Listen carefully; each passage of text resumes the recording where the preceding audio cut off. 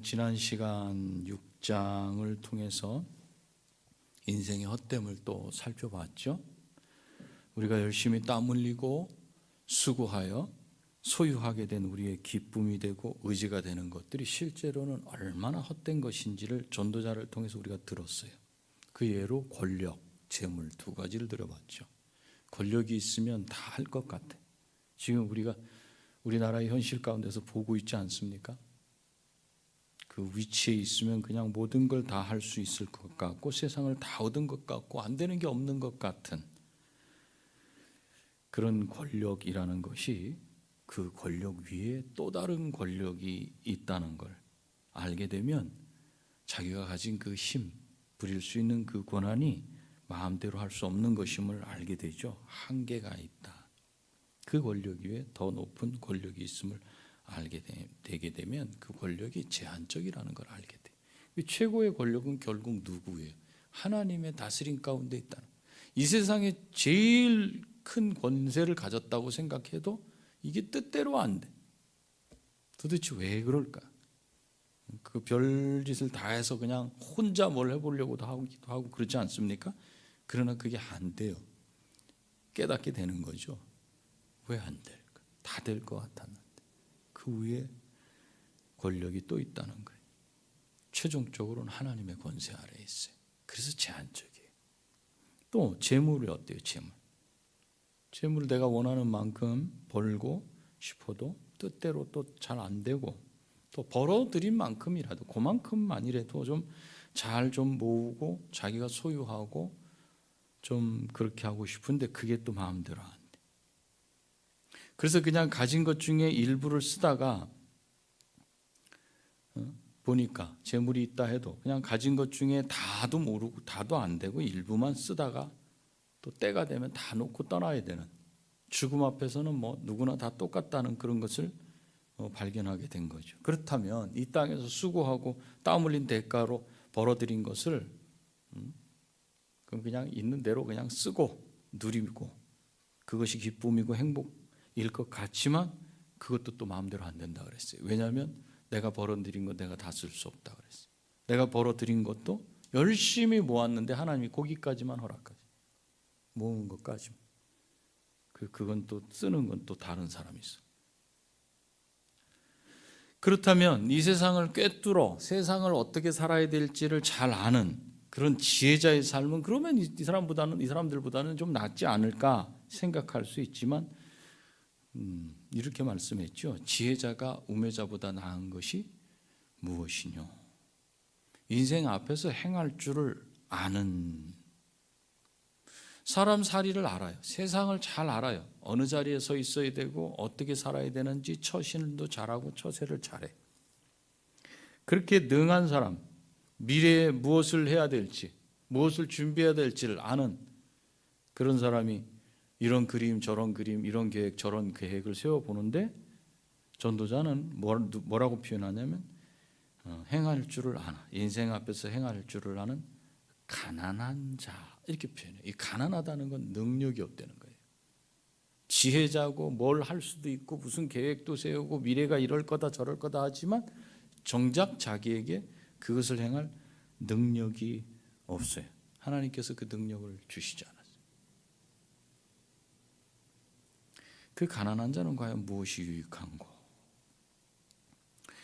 그리고 또 하나님은 이제 사람을 포함해서 이미 있는 것은 무엇이든지 그 이름을 다 정해놨다 그러셨어요. 이게 무슨 뜻이냐? 벌써 그가 무엇이고 그가 어떤 일을 하고 하는 그런 것을 그 존재를 다 규명을 해놨어요. 능력이 있다는 거예요. 그 본질이 뭔지를 다 아신다는 거예요. 하나님께서 이미 그렇게 해놓으셨기 때문에 하나님 앞에 지난번 테스 형 말씀드렸죠. 인생이 왜 그래? 인생이 왜 이래요? 이렇게 따질 수도 없는 그런 인생은 무력한 존재라는 거예요. 그런 사람이 무슨 일을 이룰 수 있겠냐는 거예요. 다 좌절할 만한 그런 내용들 아니겠어요? 이렇게 인간이 가지고 있는 능력과 소유에 제한이 있고 아무리 박식하고 세상을 안다 해도 꿈꾸는 것을 또 이룰 능력이 없는 그런 한계를 들여다본 전도자는 얼마 살지도 못하는 짧은 인생을 실체가 없는 그림자처럼 살아가는 인간에게 진정 무엇이 그러면 즐거움이란 말이냐, 사람은. 그거를 질문하면서 그의 죽음 이후에 일어날 일에 대해서 물어요. 12절이죠. 6장 12절에 헛된 생명의 모든 날을 그림자같이 보내는 일평생에 사람에게 무엇이 낙인지를 누가 알며 그 후에 죽음 이후에 해 아래에서 무슨 일이 있을 것을 누가 능히 그에게 고하리요. 죽음 이후에 해 아래에서 일어난다는 얘기니까 땅 속에 자기는 묻히고 나서 지금 이 세상 가운데 무슨 일이 일어날지를 얘기하는 거예요. 자기가 죽고 난 뒤의 세상을 말하는 게 아니에요. 죽고 난 뒤에가 아니라 죽었는데 그 이후에 자기가 땅 발붙이고 살던 그 땅에서는 과연 어떤 일이 일어날지에 대해서 질문하는 거예요. 미래에도 지금과 똑같은 상황이 될 것인가? 그렇지 않고 미래에는 지금과는 좀 다른 그런 세상이 될 것인가? 좀 달라지지 않을까? 그걸 바라는 거죠. 오늘이 고통스러운 사람이 오늘을 이길 수 있는 힘은 어디서 나요? 여러분 지금 현실이 힘들 때 그 현실을 견디고 이길 수 있는 힘을 어디서 얻을 수 있어요? 내일에서 얻을 수 있는 거예요. 내일은 오늘보다 나을 거라는 생각이 있으면 오늘을 견딜 수 있어요. 근데 내일이 없다는 생각이 들면 오늘 못 견딥니다. 그러면 오늘로 끝이라고 생각을 해요. 그래서 오늘 마지막을 다 하는 거예요. 지금이 힘들면 기대할 내일이 있다는 것이 지금을 이겨낼 약이 돼요. 약. 이렇게 자신이 죽고 난 이후에 일어날 일을 통해서 소망을 품어보려는 그 노력.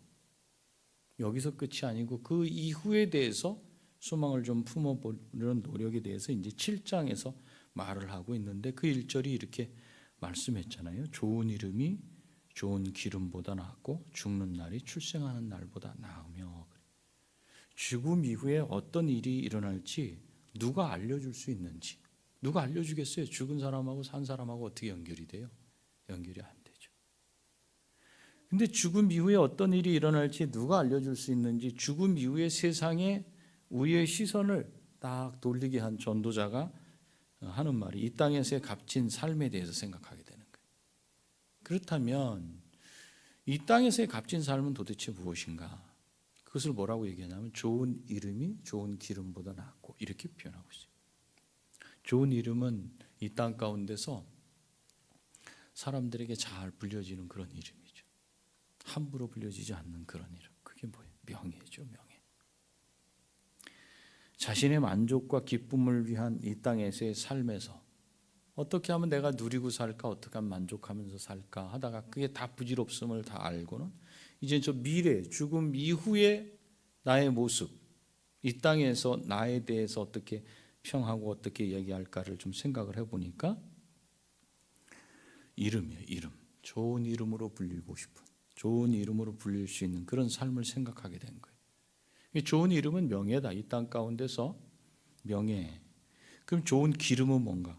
그건 이제 값비싼 향유를 뜻하는 말이에요. 좋은 기름. 그것은 다른 말로 하면 부귀예요. 부귀. 재물. 좋은 이름으로 불려지는 그 삶이 좋은 그 부귀를 소유한 것보다 낫다 이렇게 생각하게 된 거예요.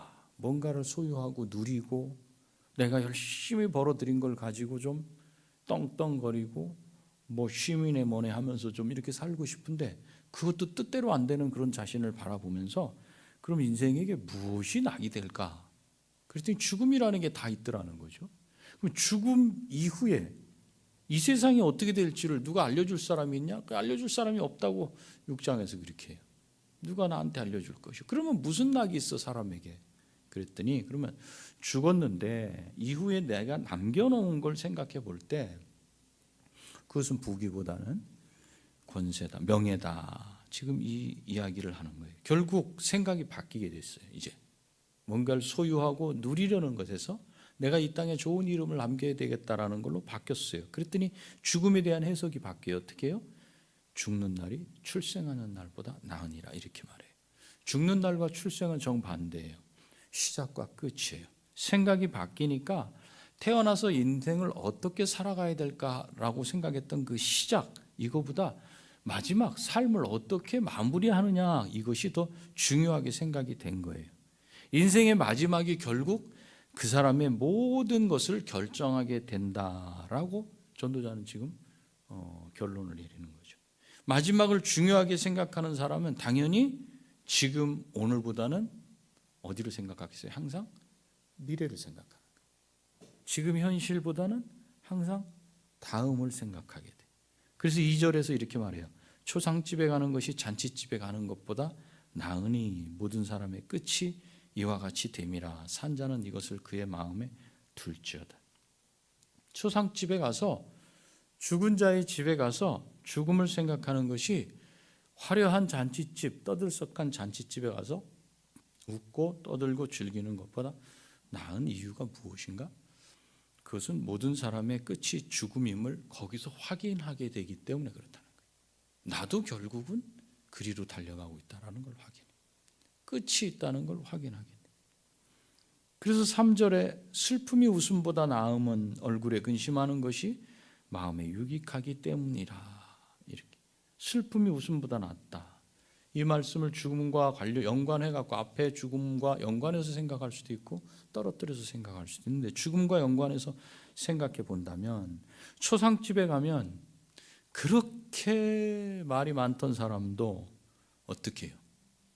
제일 말 안 하는 분이 그분이야. 가면 왜?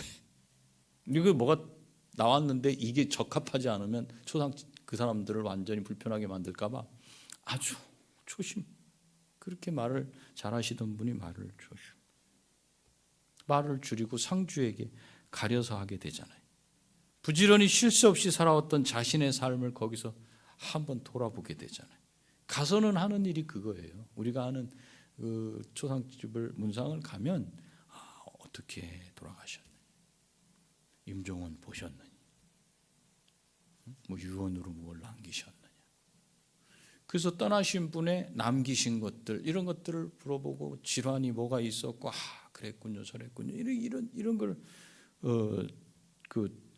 물어보지 않아요?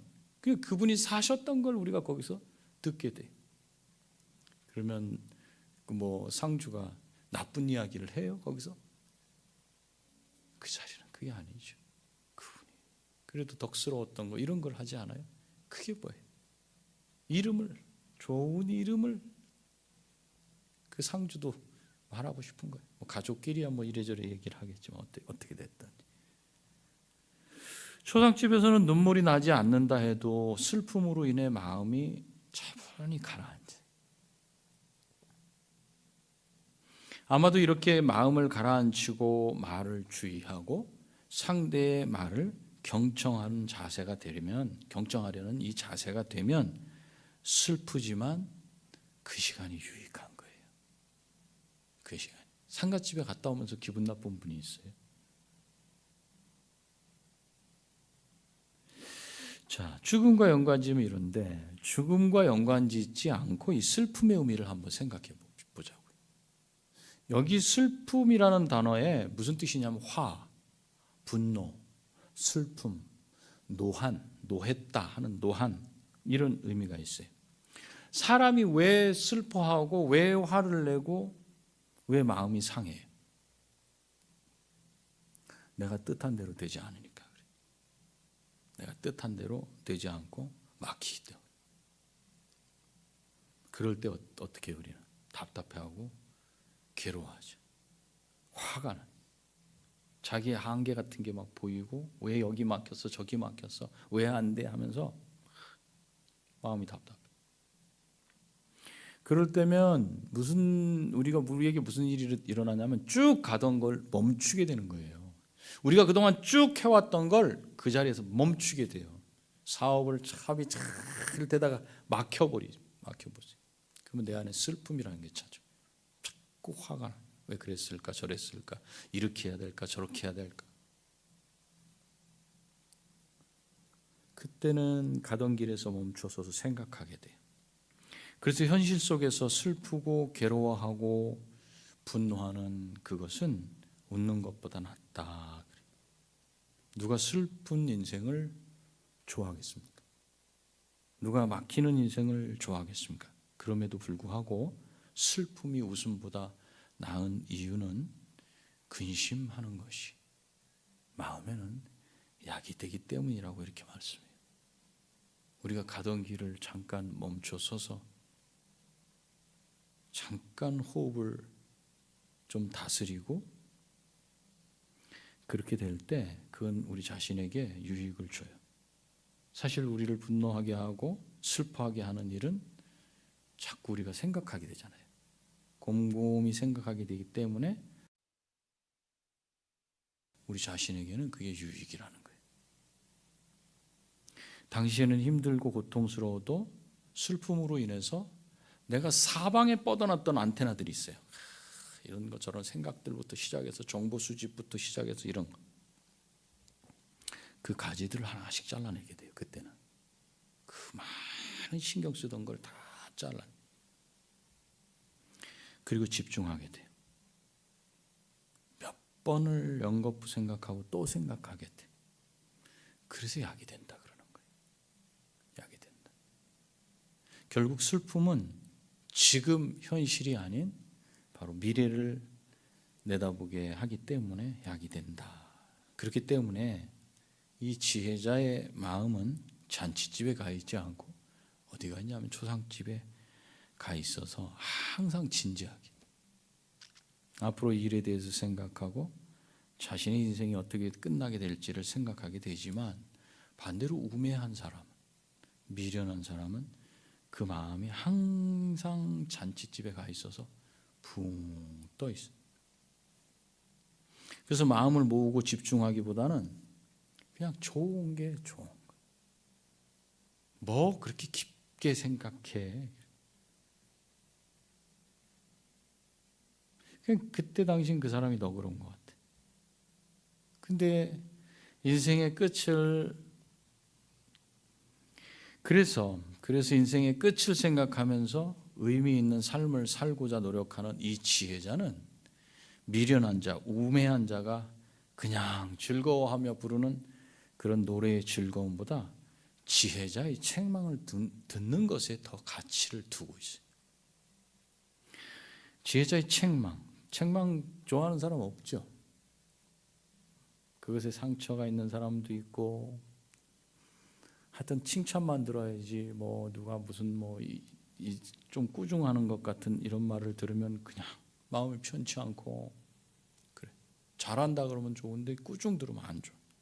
근데 여기 지혜자는 그렇게 말하지 않아요.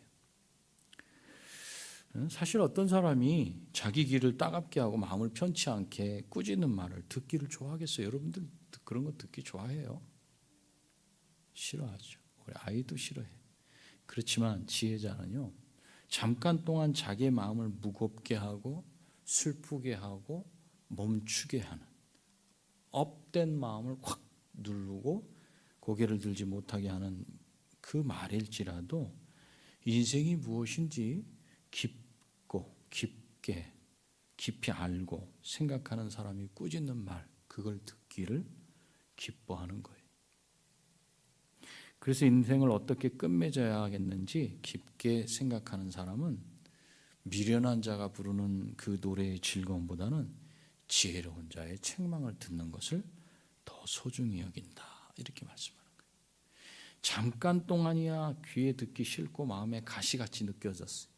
입에 모래를 씹은 것 같아. 근데 이걸 감정을 붙이기 때문에 우리가 이걸 잘 받아들이지 못하는 거예요. 여기에 감정이라는 걸 얹으면 안 되는데 그 사실만을 쏙 받아들여야 되는데 그게 잘 안 되죠. 그 지혜자의 책망의 소리가 귀에는 따갑고 마음은 찌르고 속은 불편하게 하니까 당시에는 그 소리가 싫겠지만 인생이 무엇인지 알고 나를 꾸짖어주는 그 사람을 시간이 지나면 결국은 찾게 되고 고마워하게 돼요. 여러분 주변에 누가 있어요? 여러분을 꾸짖어주는 사람이 있어요. 그냥 좋다 그냥 나를 이렇게 잘못됐다 그 길로 가면 안 된다 이렇게 가는 게 좋겠습니다 하는 그런 말을 해주는 사람. 바쁘다고 하는 거는 좋지 않겠지만 아직 친구들 사이에서는 그런 말을 분명하게 정리해서는 잘 할 수 없을 거예요. 그러나 이제 성인이 되어 가면서는 여러분들 주변에 이런 사람 저런 사람이 있을 거예요. 근데 오늘 전도자는 그렇게 말을 하고 있어요. 나를 꾸짖어주는 그 사람. 지혜자는 그것을 듣기를 더 기뻐한다는 거예요. 그런데 인생이 뭐 있어? 그러면서 웃고 즐기며 오늘 하루가 전부인 것처럼 여기면서 노래 부르는 미련한 자의 소리는 오늘 성경에 뭐라고 되어 있습니까? 이렇게 되어 있잖아요. 우매한 자들의 웃음소리는 솥단지 밑에서 가시나무가 타는 소리 같으니 이것도 어때니라. 솥단지 밑에서 가시나무를 왜 넣어요? 불쏘시개로 넣는 거거든요. 불쏘시개.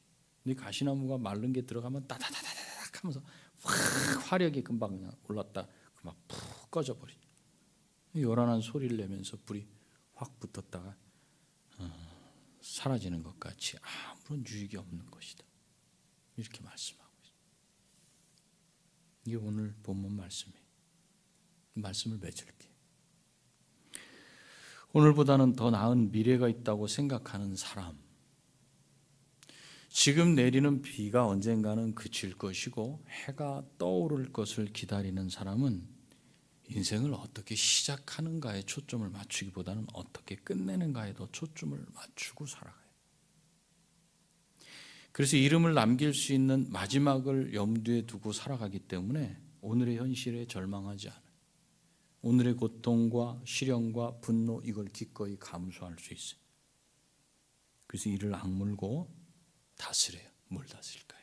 자기 마음을 다스려요. 우린 나이가 들어가면서 자기 마음을 다스릴 수 있어야 돼요.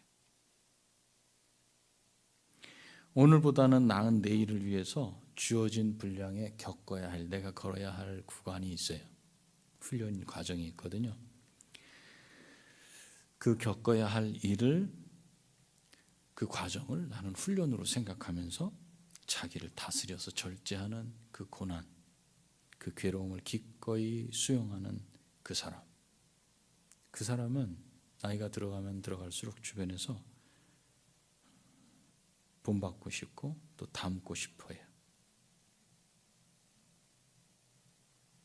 이것은 신자 불신자를 신앙이 없는 사람 입장에서 봤을 때는 일반 은총 가운데 이렇게 살아가는 사람들이 있어요. 일반 은총 안에서도 이 삶의 의미를 발견을 하고 찾고 이렇게 진지하게 살아가려고 하는 사람들의 태도, 이게 있어요. 근데 사실 이걸 우리가 신자 안으로 신자 쪽에서 한번 해석을 해보면 우리들의 삶의 모습이 아니에요. 우리들의 신앙의 태도가 아니에요.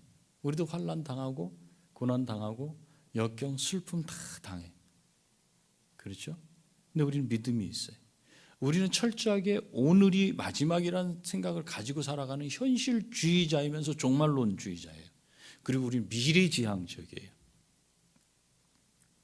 그러니까 일반 은총 가운데서도 이런 걸 발견하고 미래를 내다보면서 내 이름을 잘 남기려고 하는 그런 사람들의 그 생각은 사실은 믿음이 있는 하나님 백성들 안에 하나님 백성들이 살아가는 그 삶과 동일해요. 그거는. 우리는 오늘 주어진 것에 만족하고 최선을 다해 동시에 오늘 하루에 주어진 고통과 슬픔에 좌절하지 않습니다. 왜요? 우리는 내일을 내다보기 때문에. 그리고 우리는 장래에 우리 주님이 오실 것, 영원히 사는 영생에 우리가 소망을 두고 살아가기 때문에 그래요. 그래서 우리는 오늘 최선을 다하지만 오늘 벌어진 그 일 앞에 우린 절망하고 좌절하지 않아요. 불신자와 신자 사이에 이런 면은 일반 은총 안에 있는 사람들도 분명히 깨닫는 거지만 차이가 있어요. 비슷하지만 차이가 있어요. 신자는 장래 소망을 갖고 있어요. 그런데 그 소망이 막연하거나 알 수 없는 희미한 그런 소망이 아니에요. 그것이 불신자와는 달라요. 불신자는 미래에 어떤 소망을 갖고 있어요. 내가 떠나고 난 뒤에 내 이름, 덕스러운 모습으로 내가 남겨지는 게 좋겠다라고. 근데 미래가 불분명해. 미래에 대한 소망이 없죠. 분명한 미래를 소망으로 품고 살아가느냐, 그렇지 않느냐, 그것이 신자와 불신자의 차이예요. 신자는 그리스도께서 재림할 것을 소망으로 품고 또 내가 부활할 것을 확신하고 살아가요. 여러분 확신하시죠? 불가능하거나 실현되지 않을 꿈을 꾸는 불신자들과는 달리 신자들은 분명해요. 확실한 소망을 붙잡고 그걸 보면서 살아가는 사람들이에요. 그래서 견딜 수 있는 거예요. 여러분들 안에, 여러분 오늘 벌어진 그 일 앞에 여러분들이 마음을 딱 가라앉히고 그걸로 절망하며 낙심하지 않고 좌절하지 않고 여러분들이 가만히 생각할 수 있는 건, 그건 오늘 내가 끝난다 할지라도 그 이후의 세계에 영원한 삶이 있다는 것을 알고 있기 때문에 흔들리지 않을 수 있는 거예요. 신자가 말씀을 붙들고 말씀을 근거로 한 소망을 날마다 확인하지 못하게 될 때, 신자는 날마다 말씀을 보면서 그 말씀 속에서 소망을 붙잡지 못하고 살아가게 되면요, 현실이라는 높은 벽이 어느새 내 눈앞에 세워져 있는 것을 보게 돼요. 왜 이렇게 사는 게 힘들어, 첩첩산중이야, 이런 말을 할 수밖에 없어요. 이런 말을. 그럴 때 신자는 좌절해요. 그때 내 옆에 있는 다른 신자는 눈 하나 깜짝 안 하고 나하고 똑같은 상황인데 그 사람은 똑같이 현실이라는 높은 벽이 그 앞에, 자기도 오고 그 사람도 왔어. 그 사람은 눈 깜짝하지 않고 찬양을 하고 말씀을 묵상하고 기도하고 주님의 도우심을 구해. 두 신자는 똑같은 신자인데.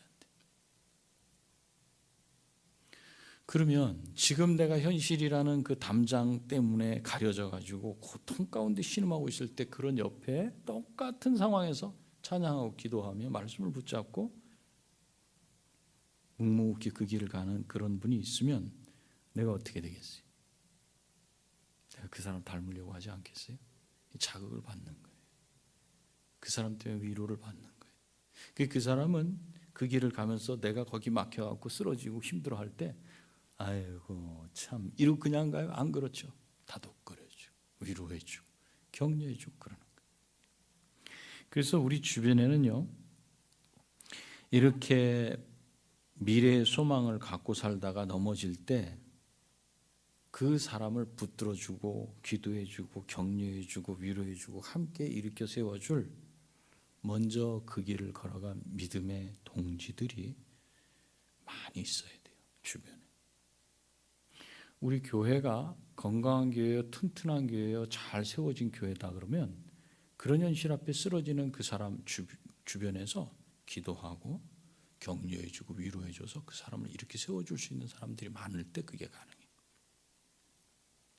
여러분 전부가 그런 사람이 되기를 바랍니다. 그래서 여러분 모두가 그리스도의 재림을 소망하며 다시 원 위치로 가야 돼요. 우리에게 가장 불행한 일이 어떤 일이 일어났다 할지라도 우리는 마귀의 종, 마귀의 자식, 마귀의 자녀, 죄의 노예였던 데서 해방돼서 하나님의 자녀가 된, 이 비교할 수 없는 그런 강을 건너온 사람들이에요.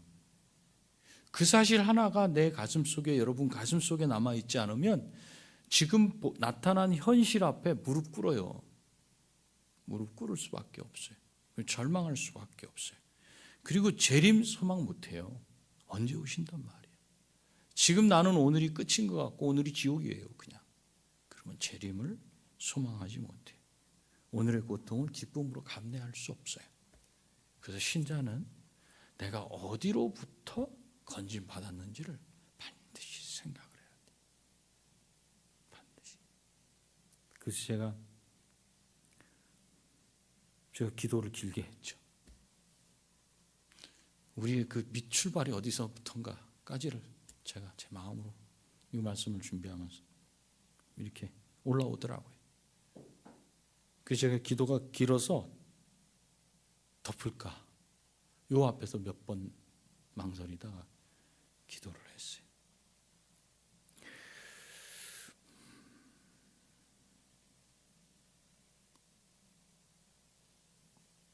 여러분이 지혜로운 신자가 되기를 바라요. 예전에 삶 여기서 완전히 건진받은 사람이에요. 새 삶을 훈련받고 있어요. 이전 삶으로 돌아가지 마세요. 그걸 가져와서 자꾸 답습하려고 하지 마세요. 그거는 우리의 존재 가치를 내세우는 게 아니에요. 옛사람의 존재 가치를 드러내는 거예요. 내가 옛사람의 존재 가치를 드러내주면 내 주변 사람들은 나를 통해서 예수 그리스도를 보지 못해요. 그러니까 오늘 좌절하고 여기서 쓰러질 수밖에 없어요. 나 한 사람 때문에 나랑 같이 있는 그 사람이 그냥 현실 앞에 자꾸만 무릎을 꿇게 돼. 나는 그 사람에게 옛사람을 보여줬지 새 사람을 보여준 게 아니에요. 새 사람은 비교할 수 없는, 어떻게 설명할 수 없는 그런 은혜를 받은 사람들이에요. 하나님의 자녀. 이 사람들은 이제 오실 예수 그리스도를 소망하면서 내 앞에 놓여진 그 현실의 높은 벽, 슬픔 이것 앞에 무릎 꿇지 않고 오히려 기뻐하며 찬송하며 하나님 말씀을 묵상하며 기도하면서 그렇게 나갈 수 있는 거예요. 그런 사람이 우리 성도들이 다 되길 바랍니다. 그래야 내 주변 사람을 살릴 수 있어요. 여러분 가정이 그렇지 못하다면 분명히 돌아보세요. 다시 마음을 고쳐먹으세요. 다시 마음을 고쳐먹으세요. 그래야 남편을 살려요. 그래야 아내를 살리고 그래야 자녀를 살려요. 그래야 내 옆집에 여러분들이 1:1 하려고 하는 그 사람이 나를 만나면 살아나는 거예요. 나를 만나면 그 사람이 힘들어지면 되겠어요? 신자를 만나는데 불신자가 힘들어. 만나면 만날수록 괴로워. 저 사람은 무슨 마음에 그렇게 괴로운 게 많은지. 예수는 이 정도로 해결 못하냐?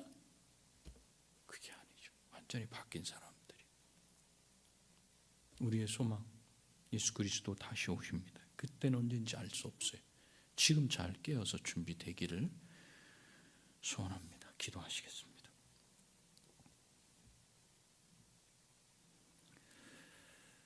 우리의 생사화복의 주관자 되시는 하나님 아버지, 우리를 죄의 종되었던 자리에서 하나님의 자녀로 상상도 할 수 없을 만큼 우리를 바꿔주셨는데 우리의 마음이 우매한 자, 미련한 자처럼 그저 소유하는 것에 우리 얼굴이 기뻤다 슬펐다, 내가 누리는 것에 내 마음이 평안했다 괴로웠다 하는 그런 인생이 아니라, 그 믿지 않는 사람들이 살아가는 그런 인생이 아니라, 내가 하나님 자녀 되었으니 내 앞에 펼쳐진 그 일 하나님도 아시고 내게 주신 숙제다 생각하고 그걸 하나씩 하나씩 풀어나갈 수 있도록 우리 마음을 주장하여 주시옵시고, 현실이라는 문제 앞에 슬픔으로 대하지 아니하고 그 앞에 그것을 잘 하나님이 원하시는 하나님의 뜻에 합한 그런 대답으로 답을 써내는 삶을 살아낼 수 있도록 허락하셔서 우리 주변에 있는 영혼들을 살리는 자가 될 수 있도록 우리에게 복을 내려 주시옵소서. 우리를 그 귀한 자리에 있도록 허락하신 우리 구주 예수